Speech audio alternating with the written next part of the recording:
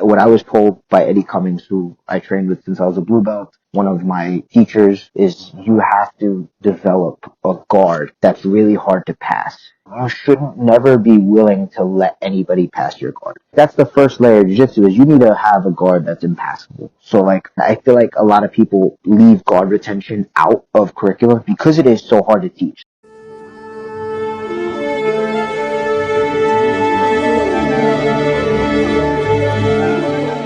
Welcome to Forever White Belt. I'm your host, Adolfo Ferranda, and I couldn't be more thrilled about the episode we have in store for you today. This interview has been on my bucket list, and I'm very honored to bring you this conversation. In this episode, we dive deep into the world of jiu-jitsu with none other than Jon Calestine, a black belt under the esteemed Daisuke Yamaji of Renzo Gracie Fight Academy. Forgive me if I butchered his name. But Jon's journey doesn't stop there. He's trained extensively with luminaries such as Eddie Cummings, John Danaher, Gordon Ryan, the rest of the Danaher Death Squad, and more, shaping him into the formidable grappler and coach he is today. Jon is renowned as one of the premier 145-pound grapplers of his generation, having made waves in the submission-only professional grappling circuit with victories at events such as Eddie Bravo Invitational, Onnit Invitational, Sapateiro Invitational, and Finisher Sub-Only, and more, of course. In this episode, Jon shares invaluable insights into the evolving landscape of leg locks in jiu-jitsu, drawing from his vast experience and expertise. Moreover, he offers a rare glimpse into the early days of his training, rubbing shoulders with the previously mentioned legends Eddie Cummings and John Danaher.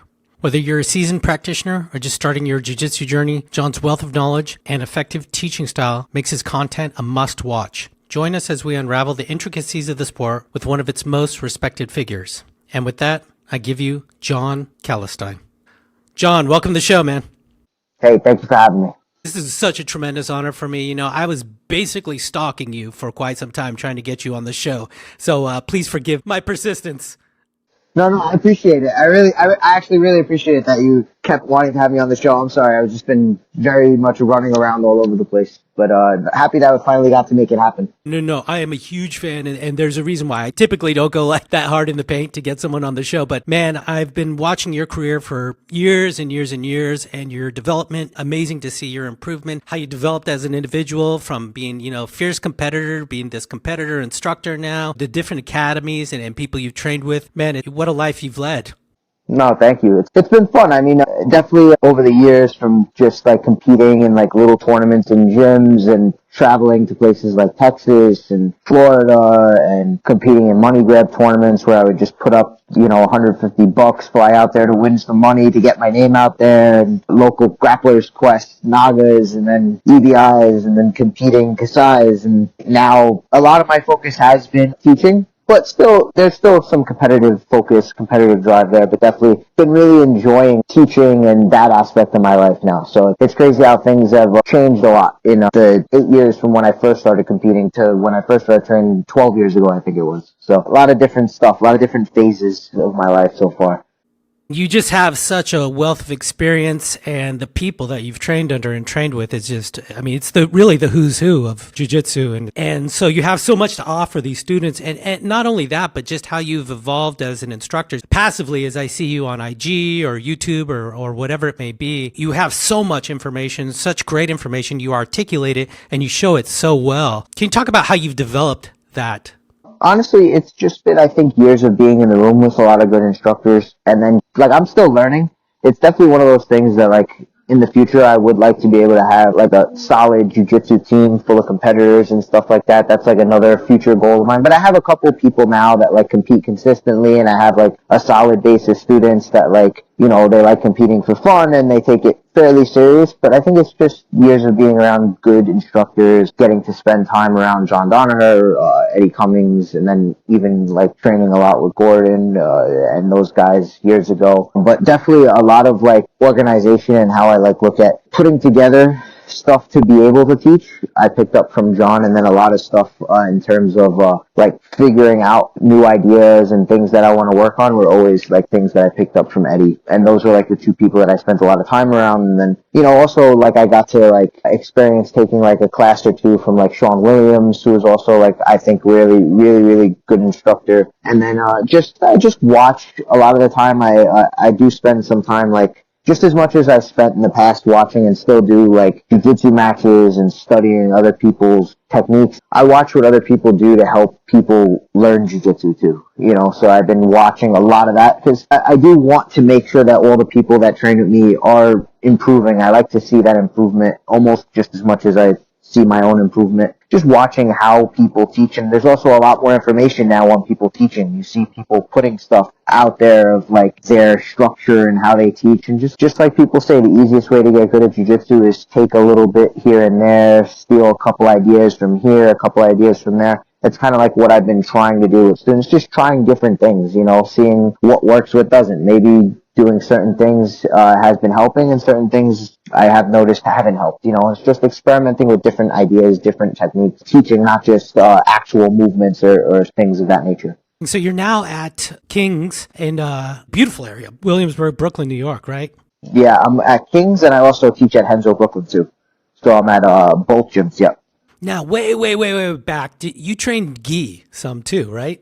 Years ago. Or was it day one no Gi? It wasn't day one no Gi. Actually, day one was Gi in the white belt class at Renzo's in the city. That was day one. Just from that moment, I got kind of hooked on it. I competed my first time ever. I think it was like 2 months into training, because I got into jiu-jitsu with the mindset of competition. I watched MMA. I watched pro wrestling. Like, it was like, I want to do this to pursue it, whether it was MMA or jiu-jitsu, whatever it was, I wanted to pursue something in combat sports. Of course, at the time, jiu-jitsu wasn't like considered like something that you can do as a career. So of course it was like, oh, maybe I want to fight MMA. And that was my mindset as a 17-year-old kid watching UFCs. Like, that's what I wanted to do. So I was like, all right, this is one part of it. You go do jiu-jitsu. And that's like a part of MMA. So like, my main goal was always in training was to compete. So I jumped into competition right away. So my first 2 months was in the gi. And then I still trained in the gi until I got my blue belt. And then once I got my blue belt, I stopped training the gi completely. And now I put it on like once a year at most. The other day, I just put the top on the other day, just mess around with one of my students, but that was about it. We got to get a video of that sometime. You got to post that stuff, man. There's a couple of videos of me rolling in the gi. Honestly, one thing I'll say is that I do enjoy rolling in the gi sometimes, just because I feel whenever I train in the gi, I don't put a pressure on myself to actually be good at it. So I find myself like having fun and like just playing with random stuff, because there's nothing that I'm like,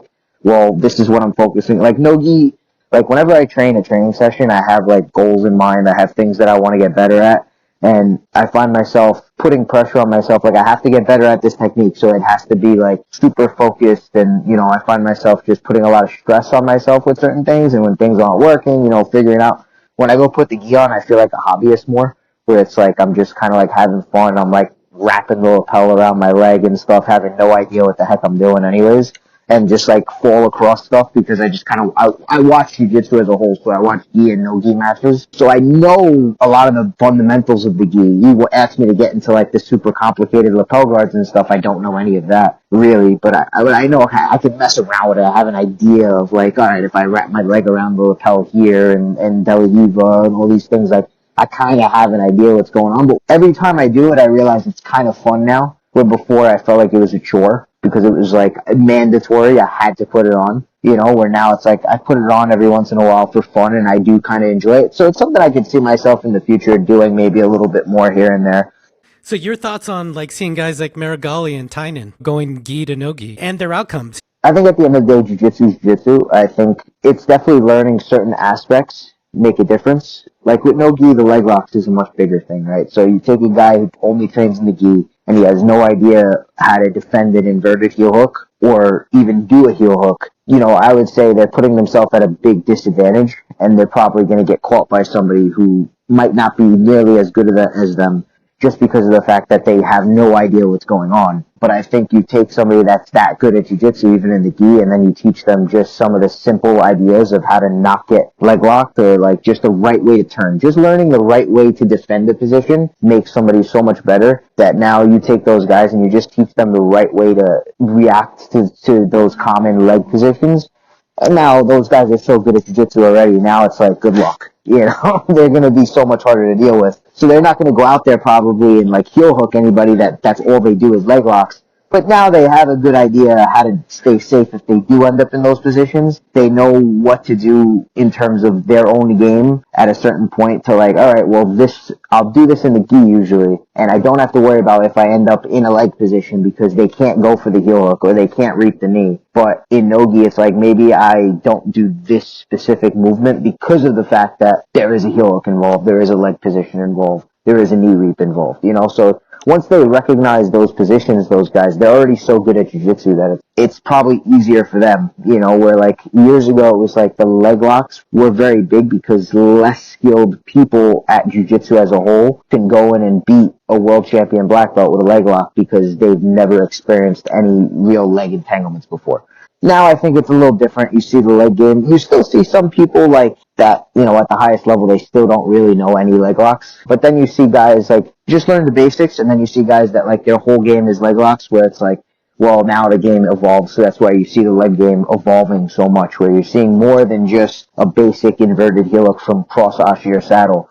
People don't get that anymore. There's a lot more involved to it. You don't see people just getting a reaping outside heel hook anymore. There's a lot more involved with it. Occasionally you'll see it at the heavier weight classes, but you don't really see it at the lighter weight classes anymore. People just are more aware. So, and that's where you see people doing things like very evolved entries into the legs, like false reaps and evolved leg positions, like the hip lock position. Like you see all these evolvements because like, yeah, the hip lock comes from a knee reap, and it's like, well, we can't finish the heel hook on anybody really good from a knee reap because they understand the right way to turn. Well, there's this other option where you're maintaining leg position of both legs, and it's probably stronger than going for a reaping heel hook. So it's like the game just evolved. As people start to learn the sport and as a whole just evolves, the techniques just evolve. It also helps that those guys have the AOJ brothers and Danaher as coaches now, right? Yeah, I mean, I definitely think it's a big thing now, coaching, a lot bigger than it was years ago.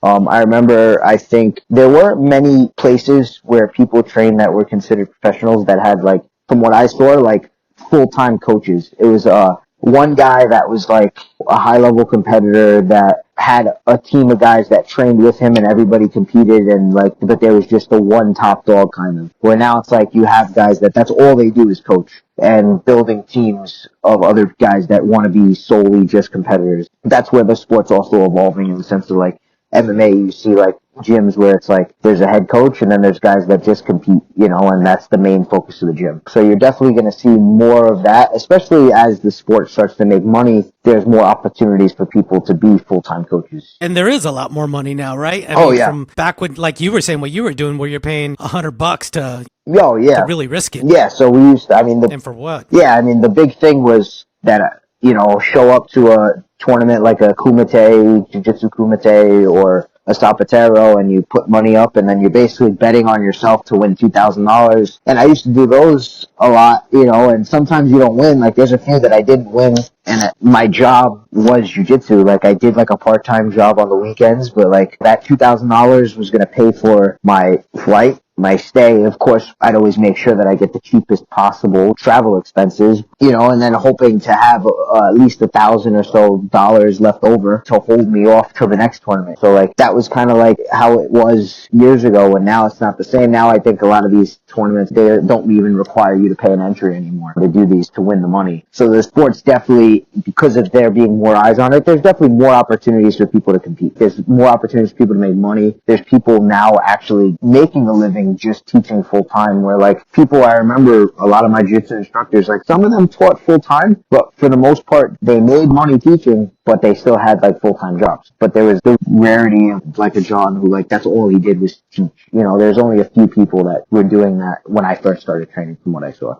Now, you talk about lack of knowledge, you're saying you still see some professionals, very few now, that may not know a certain aspect of the game or something, let's say legs or whatever. You also still see it on the lower level, at the amateur level, right? The opens and things like that, probably even with your students when they go compete or something like that. Yeah. Some academies are still avoiding certain things. We could use legs as an example, something as crazy as it sounds. Are you seeing that still pervasively? I mean, I still see it. I definitely know it's out there, and I know when I travel to other like parts of the country, definitely I see it a little bit more. You don't see it as much in the New York area or like the major hubs of jiu-jitsu. You definitely don't see it as much, But you definitely see it when you go to like smaller areas with a little bit of smaller jiu-jitsu communities.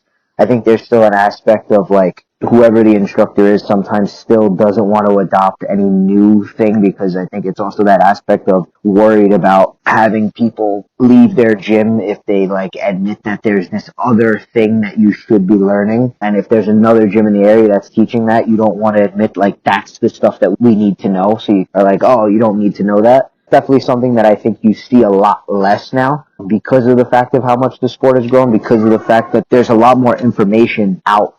I remember there wasn't as many instructionals until COVID. You know, when COVID hit, I feel like that's when the boom of instructionals started. And up until that point, people wanted information from a certain person. You looked out for a seminar and you went to one of their seminars and you were hoping that they would show whatever it was that you had in mind that they do that you wanted to learn from them. Or you were hoping that maybe they put out an instructional, but there wasn't like BJJ Fanatics was around a little bit before COVID, but I feel like they didn't really put out that much information. And now it's just like there's instructionals all over the place and you could get so much Jon information. Calestine. Yeah. Instagram, by the way, Yes. people. Yeah. So I got some stuff on Jiu-Jitsu X, my Patreon. Yeah, my Patreon. Like I have a bunch of, yeah, we'll get there.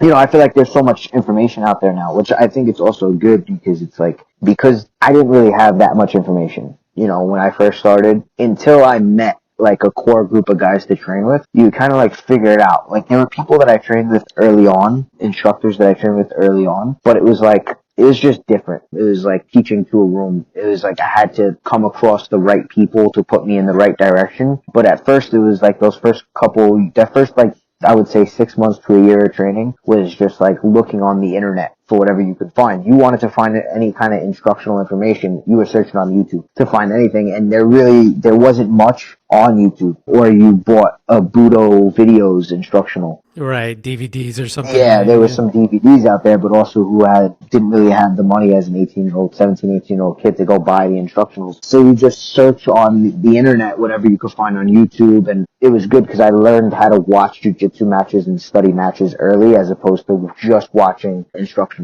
So I definitely think that's something that's important that I think not everybody does still. I think a lot of the newer generation, they only watch instructionals and they only watch matches of the person from the instructional, but I do think that you should be watching everything and everyone, even if you have footage of a local tournament, just watching what people are doing.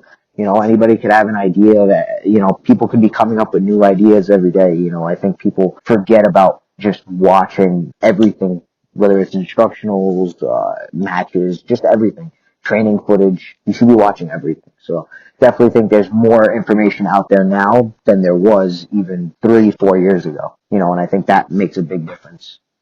And you've always been, it seems like, a student of the game. You've always been like researching and watching and trying to get more information, it seems like. I've always been like very much watching and studying. I've never been like the super organized studier. Like I know there's people that like make like boards and write notes. Like I've never been like super like a big intellectual guy. Like I don't claim to be that way. I'm very much like if I have an interest in something, I just watch it until it burns out, you know, and then it's like I take a break. That's kind of how I am with like jujitsu stuff, like, and it's how I am with everything. I just watch everything until like I kind of like need a break from it. Jujitsu just so happens to be that thing because of the fact that it's always evolving. I never like had to take a break from it. I was always able to stay like kind of focused on it. But that's just always how my brain always worked, is just like I get like some idea of something in my head that I want information on, and then I just sit there like watching and getting whatever information I can on that topic. One of the topics that like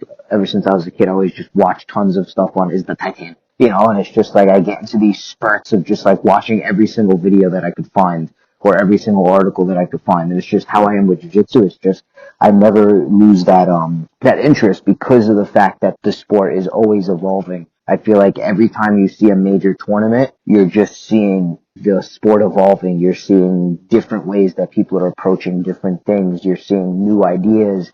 You're seeing people that always played their game a certain way because the sport's evolving. You're seeing how they're evolving at the same time. So I definitely think like because of the fact of how fast the sport evolves, it's just helped me like, you know, the way my brain works keeps me focused, even though I've never been like a big note taker or anything like that. Like I just like, you know, just always just watching and always just doing it. Just a reminder to please give us a 5-star review on Apple Music and Spotify and become a VIP member for only 99 cents a month. Get ad-free episodes at anchor.fm/foreverwhitebelt/subscribe and check us out on Instagram at Forever White Belt Show. Go buy your Forever White Belt swag at teespring.com/forever-white-belt. Check us out on YouTube now at Forever White Belt. Finally, if you ever get to beautiful Northern California, please come roll with us at North Bay Jiu Jitsu in Marin County, just north of San Francisco. They're amazing instructors and everyone there are great people. Mention the podcast and get 2 weeks free. What's your curriculum like? Or are you just playing it by ear? You one of these field instructors? I was just talking to Michael Lira Jr. and he's like, it's kind of like what I'm feeling at the moment. He's like, it's real difficult to teach to these people because they're all over the place. Someone's coming in, who hasn't been in a while. Then there's an old guy, there's a young person, there's, what I mean? They're all over the place. So how are you dealing with this and trying to get all of this information in them?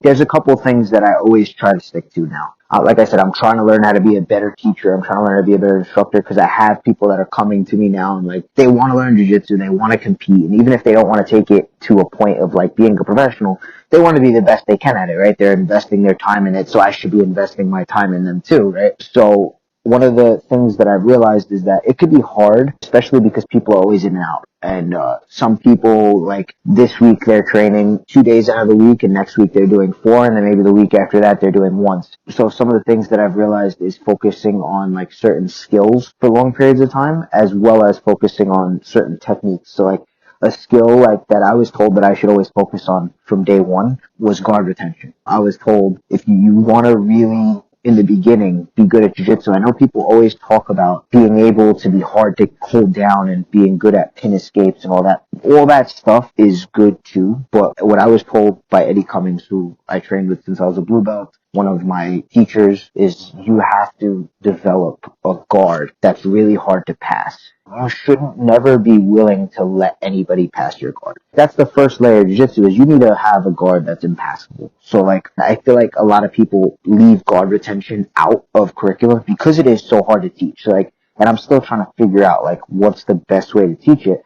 And what I realized is honestly one of the best ways to teach guard retention is showing basic movements, some basic concepts, and then having people do it every single day. So there was months on end that I just had people work guard retention from flat on their back without any connection, and the job of the bottom person was just practice not getting your guard passed without making a connection like a deli hiva guard, or without trying to pull somebody into closed guard, without sitting up, without trying to create distance. Just practice being in a position where you're just concentrating on framing and pummeling your feet. And what I noticed is that made a big difference, and just doing it every day.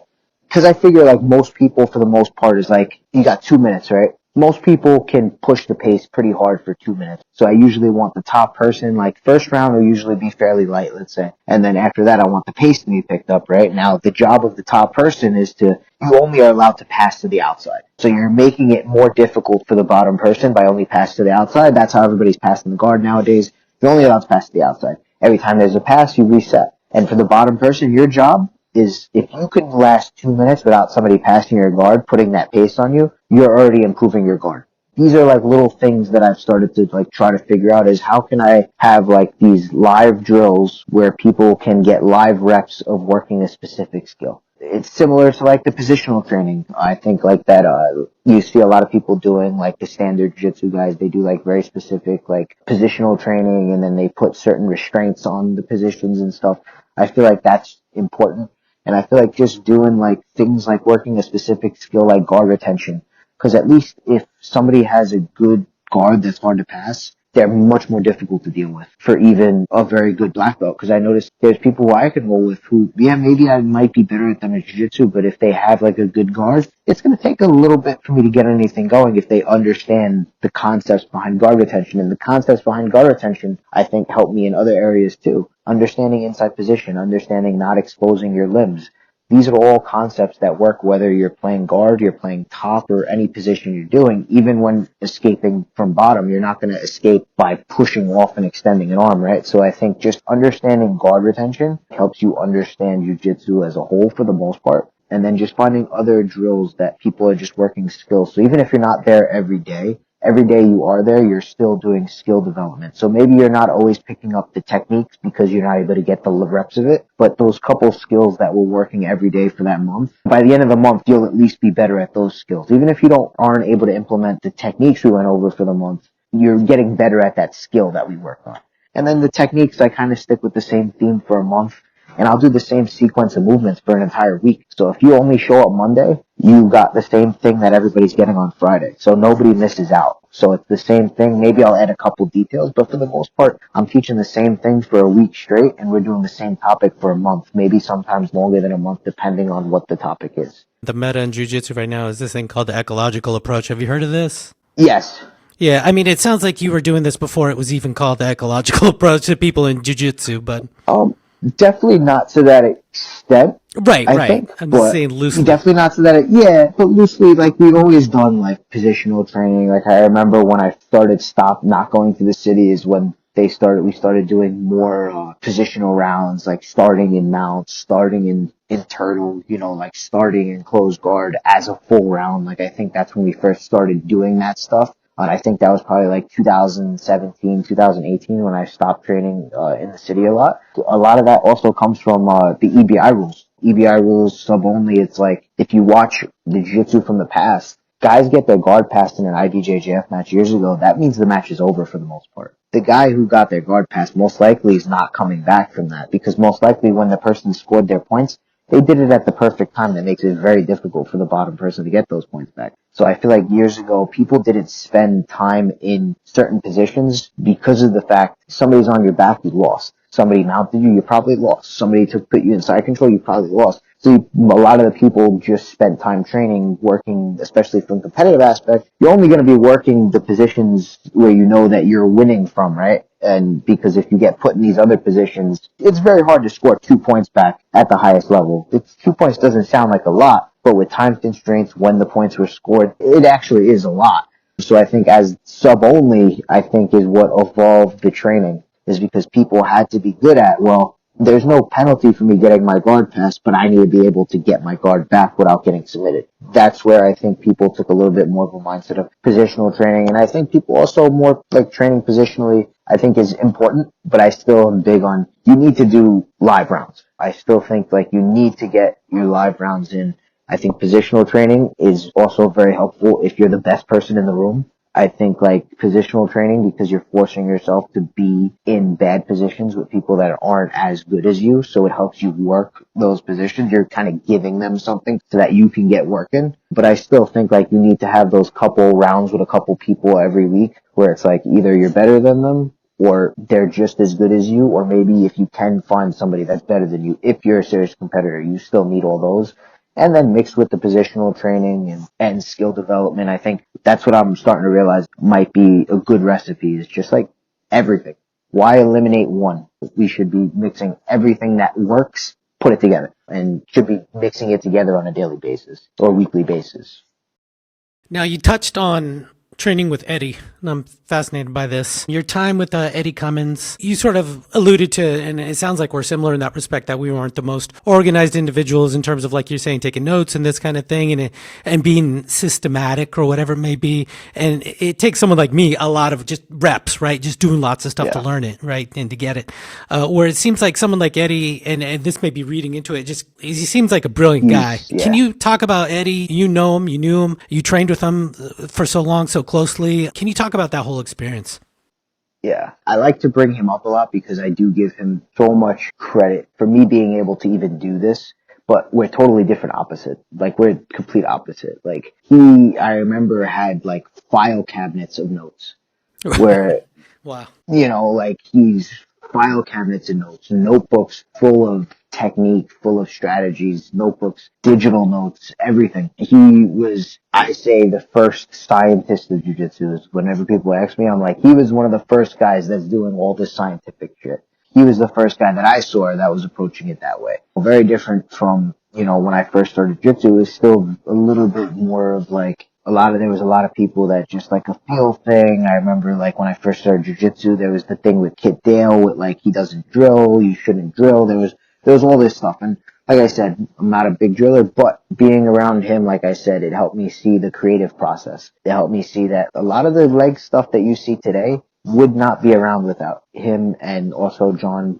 and a lot of the stuff that went on, but a lot of things like the stuff like the hip lock, false reap, all those positions, like those things, the early stage stuff with him and Jon, the Jon's system and stuff, like a lot of stuff wouldn't be without Jon. And then like Eddie did a lot of like the hip lock stuff and the false reap stuff and like a lot of things are Jon and Eddie. And luckily I was able to be around those people to learn those things. So many things that I saw like being figured out and created by Eddie just by training with him every day. That's a once in a lifetime person that I don't think jiu-jitsu is ever going to see again. I'll be honest with you. And, you know, and Jon's an amazing coach, a once in a lifetime coach that I don't think you're ever going to see again. Yeah, but being around Eddie is just, it's what I think everybody is trying to kind of be like that, like super like scientific with it. But he wasn't trying to be super scientific, Eddie. He just was. That's just how his personality is. You know, I talk about him like he's dead, but he's not dead. But that's just how his personality was. That's just how he approached jiu-jitsu was in that way. That's how he approached everything from what I saw in his life. Everything he explained to me, he approached it that way. So it wasn't him trying to be that way specifically to improve his jiu-jitsu. That's just the way his brain works. Certain people I've noticed in jiu-jitsu, just in general in the world, their brain works a certain way and that's just how they do things. His brain just worked in that scientific way that that's just how he did things. It wasn't like him doing it because that was what was going to improve his jiu-jitsu. It's just like, that's how he just did it. And so it was actually really interesting to see. Like I said, I got to see a lot of how to develop techniques, like what goes behind it is just sitting in a room somewhere for 2 hours, figuring out all the options off an outside scoop grip. I remember one time when I was a purple belt, he took me upstairs from Renzo's. It was me and a couple other people, and we sat there for like 2 hours just figuring out what to do with an outside scoop grip. Something as simple as that. But that's to the extent that he would go with his obsession in figuring things out. Yeah, so I mean, note-taking, like making it completely scientific, that's just how he did things. So it was actually very interesting to see. And like I said, I try to take certain aspects because I spent so much time around him of what he does. What he did. I'm thankful that I got to spend time around the people that I did so far in jiu-jitsu, that it helped me, like, it put me ahead, I think, a little bit, and just gave me a lot of experience that I think you don't realize how lucky you are to have those experiences until you meet people that are like, that wish they were able to be in those situations. People that are training in the middle of nowhere that just really want to be able to learn jiu-jitsu and get good at jiu-jitsu, but they're very limited in the information that they have, so they save up all their money for like months to come to. Years ago, they would save up their money. I'm sure they still do, to like go to places like Texas to train with Jon. People save up their money because they don't have access to the information, you know, and that's also where it's like the instructionals now, it's like makes it much easier. But years ago, people save up their money for months just to be able to go to the city and train with Jon, or to be in the room with guys like Gary, Eddie, and Gordon. And now it's like you can get all the information online now, but I think it's always good to still go to the source, though. Did you know how special the moment was when you were in it, like with Eddie in those early days? Not really. I think as I get older, I start to realize, like, I would like to think that I was able to see something like jiu-jitsu grow from being in the mix with it, being around the people, like lucky enough to be around some of the people that are responsible for growing the sport. Those people are responsible for growing the sport, you know, and I was able to be around those people, even if it was for a short period of time, even if I was just a guy in the room, you know, I got to be in the room. You know, as I get older now, and sometimes I miss just being the guy in the room. Definitely a special time. You're one of these guys now that people refer back to. They're like, back in the day, he was one of those guys. He was in there with those guys, you know? He's one of these guys that brought the legacy forward. You were the boogeyman, too, for a lot of people in competition. Like, oh, Christ, he's competing at this thing. And then watching your matches, the wars you've had, just fantastic stuff. No, thank you. I mean, it was definitely a fun time when I was really, really competing a lot, because back then there wasn't a lot of Instagram, flow wasn't a thing. So you built the reputation just by being on the competition scene. You know, you see the same guys every week. You know, every tournament you go to, it's the same guys. Everybody kind of knew this one's tough, oh man, you know, it was fun. I don't know how anybody saw me as a boogeyman. Eddie was the boogeyman. I do remember there was a time period when I was younger, of course, where I was like definitely, I guess, fed into my own hype, where I was like, I kind of sometimes felt like I was the guy that everybody was scared of. Yeah, But see? definitely now when I think back at it, I'm like, oh, that was silly. But, but definitely when I was younger, I did sometimes, I wouldn't say it out loud, but in the back of my mind, I'd be like, yeah, I know every single person in this tournament right now is terrified of me. I'm the Good for one you. that they don't want Good to for have you. a match with. But yeah, no, definitely not anymore. It was interesting watching your style back then because what I noticed with a lot of your style back then was that you tended to be more of like a counterpuncher. What is your game developed like into now? I mean, you're obviously completely a different human being, but is that an accurate assessment? Absolutely. I would say that because of the nature of the rule set that I came up competing in, I was definitely more of like a reactive and counter type grappler. I would give a little to get a little. I was very comfortable like being in those situations where it was under attack, but being comfortable with countering from there. I would always say that that's definitely always been my style. I would say in the aspect of like points tournaments and with the way that the sport is going, moving away from sub only, which I do think it eventually will circle back around because it seems like everything in jiu-jitsu just seems to circle back around.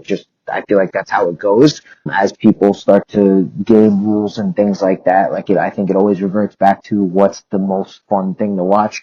Just watching two guys go out there without having any crazy rules or anything like that is always better in my opinion. But I do think my style has always been that, and I do think that kind of works against me in a sense for more points oriented type tournaments because of the fact of that, like, when it comes down to it, being reactive is never a good thing. So definitely changing from being a reactive guard player, a reactive grappler, and being more proactive and still being comfortable in the fact that I'm very comfortable being in the pocket in situations and being more of like a counter grappler, but still not being the person that goes last. I'm not going second, in the sense of like I'm trying to be the guy that's aggressive going first, but being comfortable being in the counter grappling type game, which is where I've always done the best. When people are attacking me is when I've always done the best. When people are playing a little bit more cagey and doing just enough to not look like they're not doing anything, but just enough to not be overcommitted to anything where they can get put into a counter or a situation that they can get in trouble has always been where I struggled the most. So definitely recognizing faults in my game. And I do think it comes from I spent pretty much my whole jiu-jitsu career competing in EBI rules and sub only. So definitely I adopted that style and it's just adjusting the style to the times. So then I assume, with the rise of ADCC and things like that, we see the importance of things like wrestling for sure and things like the turtle, for goodness sake. Yeah, I've definitely noticed that. The development of those things, how's that incorporated into your game? How are you teaching that? So I definitely have been trying to learn a lot of wrestling, even if it's just from an aspect of teaching. I definitely make sure that like we have wrestling classes at the gym. I have been lucky enough to make friends with a lot of wrestlers, people that wrestle in college, people that wrestle in high school. And I do have a lot of wrestling training partners that I definitely think like the style it's moving towards more of a wrestling submission based game. And I think people turtling kind of negates the fact of people playing guard. It's like people wrestle and when they feel like they're going to get past, they go to turtle. And people are getting very good at just defending from the turtle position and then using that to wrestle up or using that to create reversal situations. And I definitely think like when I was coming up, I was always told never go to turtle, never turn your back to anybody. And now it's like totally flipped where it's like, oh, you feel danger of getting taken down, turtle. You feel danger of getting your guard pressed, turtle. If you just don't know what to do, turtle. And so the sport is the style is changing a lot, but like anything else, it's like people will start to adjust to that. I think you're going to see situations where people are going to turtle and you're going to see a little bit more of like a wrestling approach to turtle positions where you're going to see people understanding how to break the turtle down more. So guys aren't going to be able to just stay in turtle. You're going to see a lot of matches where it's like there's going to be a lot of stalling in turtle now from top and bottom. And that's where you see advancements. And that's where you see things kind of like phase in and phase out. Like I said, it's how the sport goes. But I definitely see that because of things like ADCC rules, people are spending more time in turtle because it's like you don't get scored on if you go to turtle. So it's like, and you don't want to give up those points, right? So you got to turtle out and you got to just know the turtle. And so it's just spending a lot of time, as that being, since it's an important skill to have, just as important as a guard, I consider it like a guard position. And so we do a lot of turtle rounds at the gym too. Been doing turtle and front headlock rounds. So you should be developing good defense to the turtle to not give up your back, as well as good defense to front headlock to not give up a triangle from the front headlock.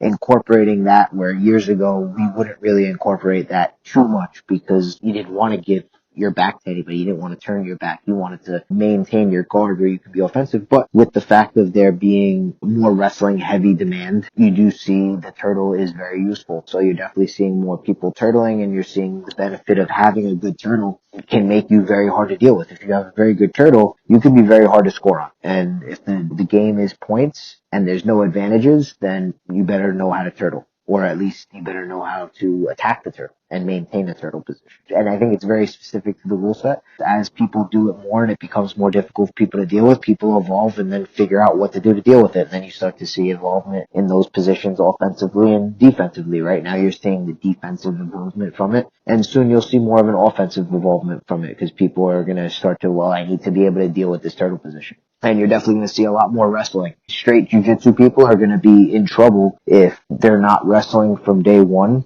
And I wish I would have wrestled more. I did wrestle a lot. When I first started, I wrestled a lot. I was in wrestling class every week when I first started. It's just when I got into more competitions, it was mostly sub only, and I stopped wrestling. And I just focused on the guard, where I wish I wouldn't have done that. I wish I would have still been developing wrestling, because my first year and a half of training was a lot of wrestling. Pretty much every day I enjoyed wrestling more than jiu-jitsu. I didn't really enjoy jiu-jitsu when I first started training. You seem like to have the perfect body type for wrestling, Yeah, too. so like I liked wrestling, and I wasn't good at it, but I felt like I had like a natural knack for like learning wrestling, and I enjoyed it. So just like with jiu-jitsu, they went hand in hand, but I definitely liked wrestling more than jiu-jitsu. And it's just like with the sub only, it was like there was no benefit to working wrestling. Yeah, at that time it was almost like a waste of your energy to spend time wrestling in a match unless you absolutely needed to be the guy on top. It was just a waste of energy. And I didn't need to be the person on top. I'd rather be on bottom. So it just wasn't something that I spent a lot of time working. But I definitely think that every gym at this point in time is going to need to have a wrestling coach. Everybody's going to be seeking out a D1 wrestler that just fresh out of college that wants to learn jiu-jitsu. Definitely you should just let them train for free. Teach them jiu-jitsu and have them teach wrestling, because everyone's going to need to have that aspect of wrestling in their jiu-jitsu. You need the wrestling. The sport is evolving to where it's going to be a little bit more fun to watch too, because you're going to have a lot more wrestling involved. If you get like somebody who's like, let's say like world team bound, that just decides, I'm just going to do jiu-jitsu instead, they can be one of the best grapplers in the world in jiu-jitsu, I think. Because their wrestling is going to be so high level, you give them 3 years of proper jiu-jitsu instruction, they're going to be a problem because their wrestling is so high level. But I don't think we've gotten too many super, super high level wrestlers that were that level. Because from what I've seen, like that there's definitely levels in wrestling. We haven't gotten anybody that's that level of wrestling that has switched their focus from trying to make a world team or the Olympics to jiu-jitsu, because there hasn't been a reason for them to do that. And if they switch their focus, I would say it's probably to go fight MMA where there's more money. But if we did, that person would be the best grappler in the world, in my opinion, especially under 80 cc rules. That kind of dovetails into like Michael Lira, and I've been talking to a lot of people about this one too, is just seeing the little kids coming into it now, right? I mean, we're talking like 5 years old and under even starting jiu-jitsu now, and they're sticking with it for so long. God forbid they learn some wrestling too. Your thoughts on that? I think if you want to have a serious competition team, you need to have a kids program and like do what AOJ does, where they're bringing them up from when they're young, and then they have like Tynan and Cole and those kids, like the Rotolos were there originally, like from what I understand. It's so much easier for kids with a support system to be able to train jiu-jitsu all day long and only focus on jiu-jitsu, because they're kids. They don't really have much to worry about, especially if they're training jiu-jitsu. Where like adults, life kind of gets in the way. They gotta have a job, they have to focus on whatever it is, or they have to be okay with making the sacrifice of, well, not gonna have any money as an adult in order to pursue jiu-jitsu. So I definitely think it's easier to build like a good, solid, competitive team when you're starting with them as kids, and teach kids the right way, because kids also learn much faster. It's crazy how fast kids actually learn jiu-jitsu. you're going to have guys like Vieira who are like world-class grapplers who are now teaching the kids class, where years ago it was just a random person teaching the kids class. You know what I'm saying? You got a world-class person like JT Torres teaching the kids class at Essential, and then you see those kids going to tournaments and they look really good. And then you see AOJ kids like Tynan is teaching the kids class. You're going to see that a lot more because you're investing in the kids, and that's where I think you're going to have monsters when they get to the age of 18, because they're also going to be getting the best possible instruction. They're not just going to be learning from some random person. They're getting a world-class, world-level instructor. Especially since the sport's growing now, you're going to see a lot more kids from like the age of like 3 or 4, like when they started jiu-jitsu until 18, and then competing at the highest level and winning and being a problem. You know, that's what blurs the whole belt system for me, because it used to be like, oh, look at Cole. You know, he's this blue belt that's just crushing all these black belts. And everyone used to say, oh, well, it's just him because he's an anomaly or this and that. But as you just said, man, you know what I mean? I think there's a bunch of kids just like that. Yeah, tons now. I think there's tons just like that now. I think it's going to be more common as the years go on. I think it's going to be more common. You're definitely going to be at an advantage the younger you start training as the years go on, especially with the fact of there being so much information out there, especially with the fact of there being so many world-class guys now that are taking the time to invest in teaching the kids. It's interesting. Like some people are saying, yeah, that gone are the days of the guy who jumped in at 20 and 30 to become a world champion. You know what I mean? I definitely think it's going to be harder. I definitely think it's going to be harder. It's going to be tough. John, can you tell me a time that you considered quitting and why? Oh, yesterday. No, I'm kidding. I would say there's two major times. All right. I wouldn't say considered completely quitting the first time, but definitely not pursuing it as like a career was right before I did EVI that I won. Because I was getting older, I was 23. I wasn't getting an opportunity to compete in EBI, and I won a bunch of tournaments at the time, and it was like, well, what's the next step? I was just at a point where it's like, all right, well, what's the next step? Do I do the IBJJFs, where basically, because that was what the thing was, is the IBJJFs, and then there's ADCC and stuff. But at the time, EBI was the biggest thing. There was a point in time where like EBI was on that same level as like winning worlds, I think, or like ADCC, just from the standpoint of that's what was popular. You know, not saying that it is, but just from the standpoint of, in my mind, that's what I saw it as. I saw it as that was the biggest thing. So that was like, well, if I'm not going to get on that, even though I've done everything that I could possibly do, like, what's the next step? And so, like, getting older, and I never wanted to be the guy who, nothing wrong with that, but I never wanted to be the guy that doesn't, like, have a family and isn't able to support their family and isn't married with kids. Like, I always wanted to be that guy. And I wanted to take pride in being able to support a family and stuff. And it just seemed like it wasn't going to go that direction. And then I just happened to get into the EBI and won. And then the time after that, when I quit, when I actually like considered like actually quitting, not just putting it on the side as like a hobby, was after that EBI, was just like lots of frustration with like not having a team. Eddie went to Unity and I left the city and stopped training with Jon and had a falling out with people. And it was just like in a situation where it was like, now I really don't know where I'm going, what I'm doing.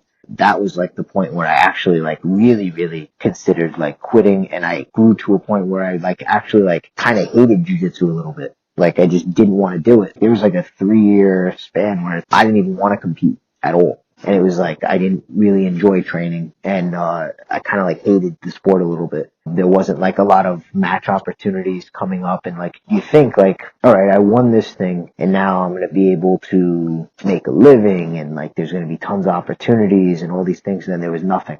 It was like, well, I'm back here with, now I did this thing that I thought was going to change everything, and it changed absolutely nothing.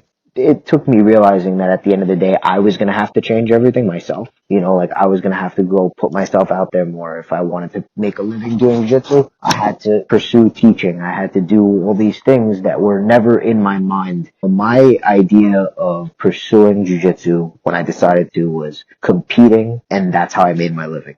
But then you realize there's It's a lot more than that. It's a lot more than that. It's so difficult to just make a living competing. And at the time, social media wasn't really a thing. So you couldn't build a following to be able to have these other sources of income, whether it was instructionals or Patreon or whatever. It's either you were the big name that was in Gracie magazine or you were nobody. So it was like I was just at a point where I was like, man, I don't even know what I'm doing myself still. Like I did this thing that I thought was going to change everything and it changed nothing. And actually like made my life 10 times worse. So it was like winning this thing made my life 10 times worse than it was. I would have been better off without it. But now it's everything's better and I learn, I still have moments. I feel like everybody who really cares about jiu-jitsu, you have days where you love it and then you have days where you absolutely hate it. And then last week I absolutely hated jiu-jitsu. This week I love it. It's a love-hate thing. I've been doing it for so long. I feel like that's just how it is for me.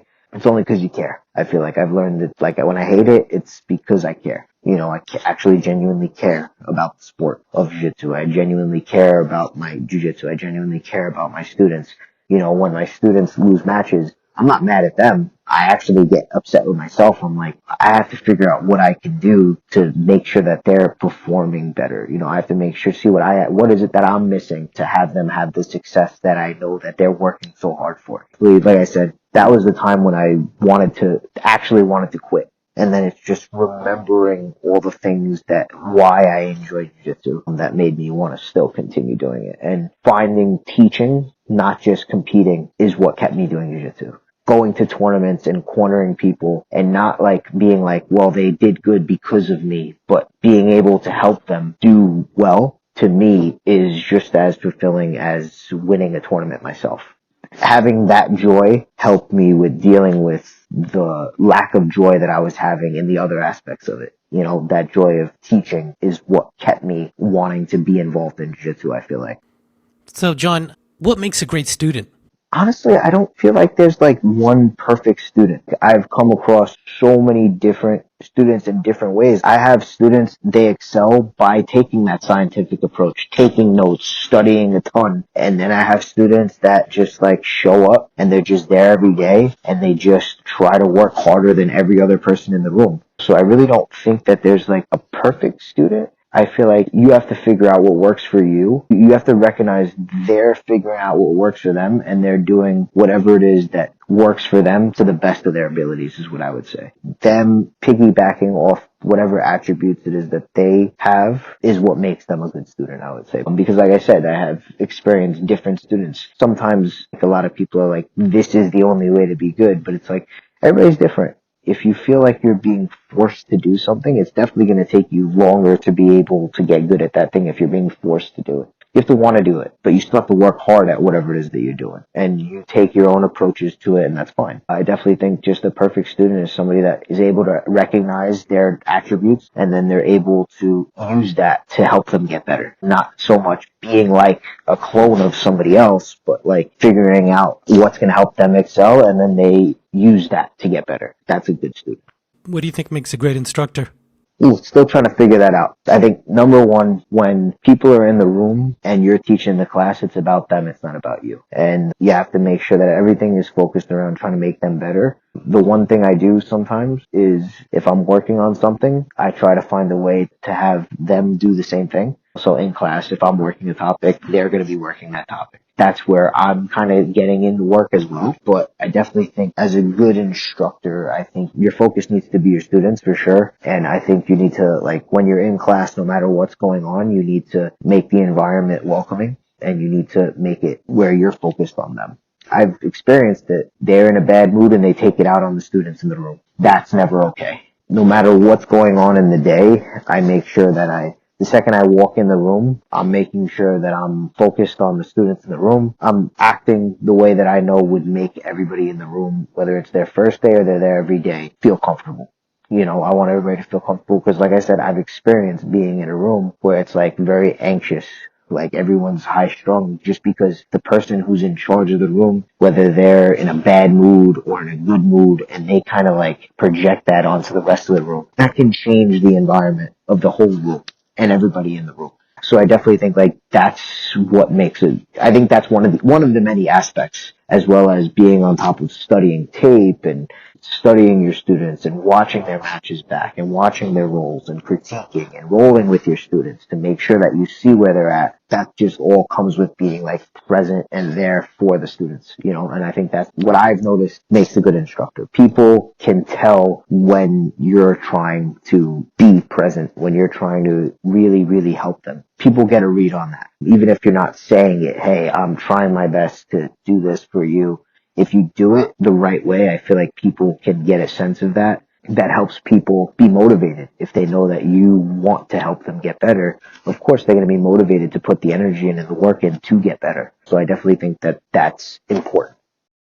What I want to know about is this topic that I like to call jiu-jitsu dogma. So things that maybe we used to believe in that maybe we don't anymore in terms of like, you know, whatever it may be. Specifically to the leg game, now that I got you, since you're such an expert in that, and among other things, I know things that used to work that maybe aren't working so much. You know, every professional has different sort of viewpoints on things like this. I'm curious, like, what are your thoughts on this? So I would say the times of a reaping heel hook, somebody standing and tapping to that, I think are done. The times of just getting to like a krosashi or a saddle position on somebody and you just getting the leg without the person turning the right way is done. I think those little things, it's a very easy solution to some of those positions, is just turn the right way. And if somebody's explosive and they turn the right way fast enough, it's hard. If they do the right things and they do it fast and explosive, it's hard. So I would say that's where you see the involvement of different leg positions where it's like you see cross-ashi with double leg control. You see reaping with double leg control. You see more people playing outside ashi again because they see playing reaps can be hard once you're sweaty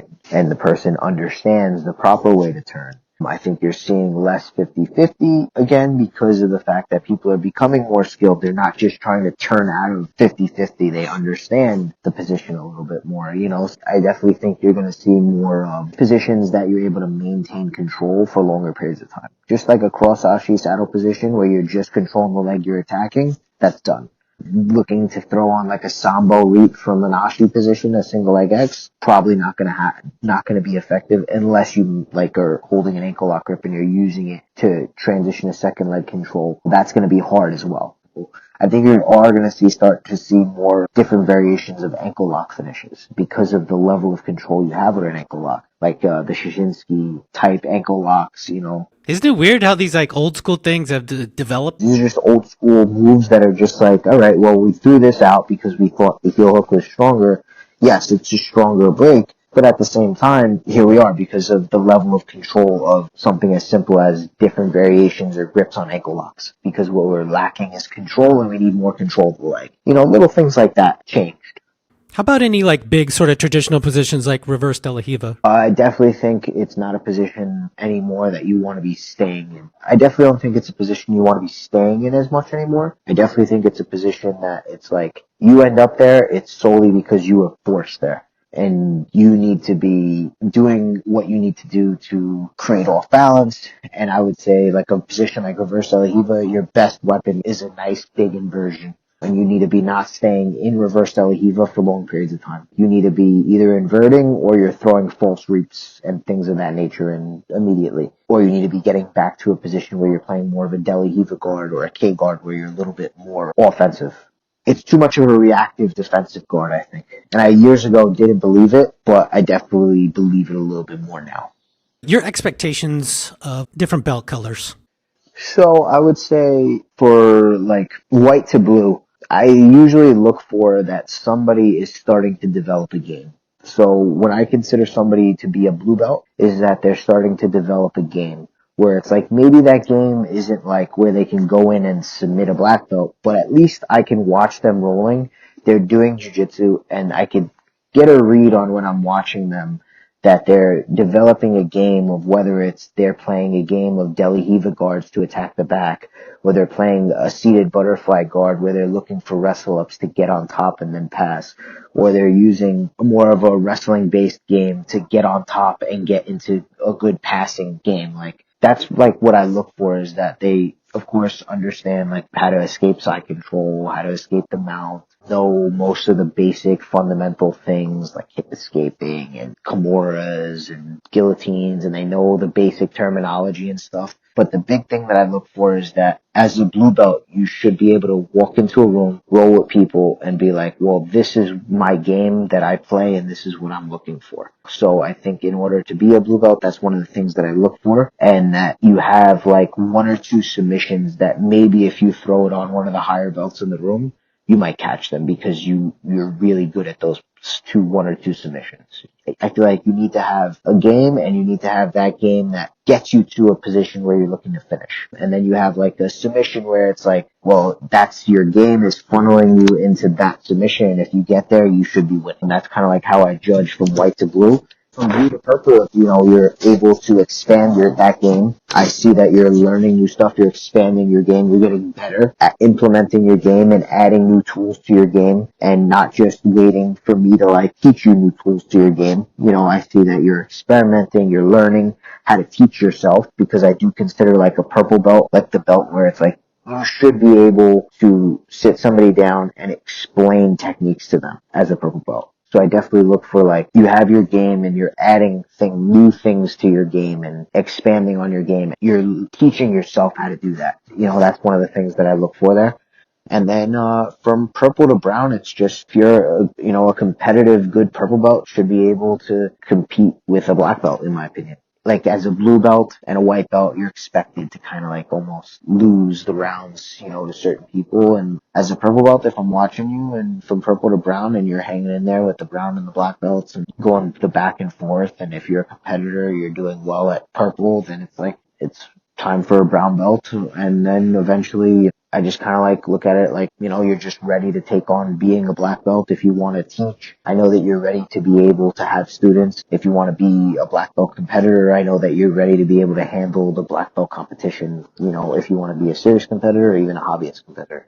Basic stuff that I look for. But main things is in the technique wise, I think is those lower belt, while white to purple is when I really, really, really look at technically what it is that you're doing. And then from purple to black is how you're implementing it against other higher level people in the room or higher belts in the room. What comes to mind when you think of an aha moment? Oh, wow. Oh, I would definitely say realizing how much easier it is to enter on people's legs from top position than it is from bottom. It's much easier to get good control on somebody's leg, to attack their leg when you're on top of them, than it is when you're underneath them. When you're underneath them, they always have that ability to kind of run away, but when you're on top of them, you're eliminating that ability for them to run away. The most they could do is then give you their back to avoid getting leg locked or give up a guard pass. So attacking somebody's legs from top actually opens up all the other stuff that you're looking to do. Having that threat of always like attacking somebody's legs makes you guard passing easier, because people are going to either give up their guard to protect their legs, or they're going to give up their back to protect their legs. So definitely that's an aha moment. My game is so much better when I'm able to be on top of somebody than underneath them, personally. The hard part is getting on top of somebody that doesn't want to end up on bottom. What are people that they underestimate you or often don't bring up about your game? I think everybody that trains me would say I have a fairly good back game and front headlock game. I would say that's my second best aspect of my game aside from my guard and my leg attacks. I would say most of my training I am attacking front headlocks, the back, and leg attacks. And they all chain very well together from bottom or top. A lot of people that train me, if they had to say like one other thing that I do very well is attack the back or take the back. I don't do it much in competition, but in recent competitions, recent things that I've done, you have seen me do more. I've gotten guillotine finishes and finishes from the back, because that's two things that I've really focused on in the past few years, has just been developing a good front headlock game and a good back attack game, and just being able to finish from the back more. So those are two positions that I really, really honed in and focused a lot of attention on. And I would say those are two things that I think people don't see much from me, but when you do see it or feel it, I think people recognize that, oh, he's pretty good at those things too. Sometimes I feel like I'm better at attacking the back than I am at leg attack. Or sometimes I just would rather be on somebody's back than attacking their legs. But it can be a hard thing to do in competition without enough practice under competitive stress doing it. Which is another thing why I tell people compete all the time as much as you can as a lower belt, because when nobody's watching is the best time to get experience.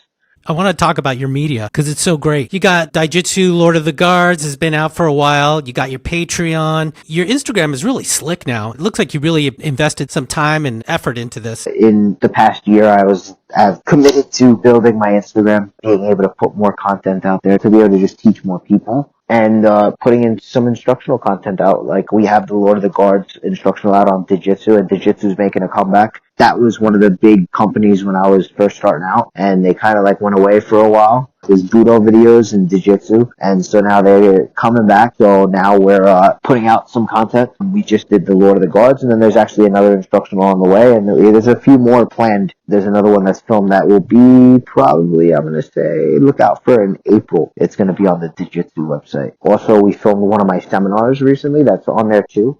So one of my seminars is on there. The guard retention instructional is on there, and there's going to be another instructional on there soon in April. And then we're filming a few more. So just put content out there, and then have my Patreon, which has my weekly classes for my kings on there. There's some one-off technique videos. There's live rolling footage on there. There's things that I'm trying to put out there now. My Instagram, and then all the links are right there in the bio for everything.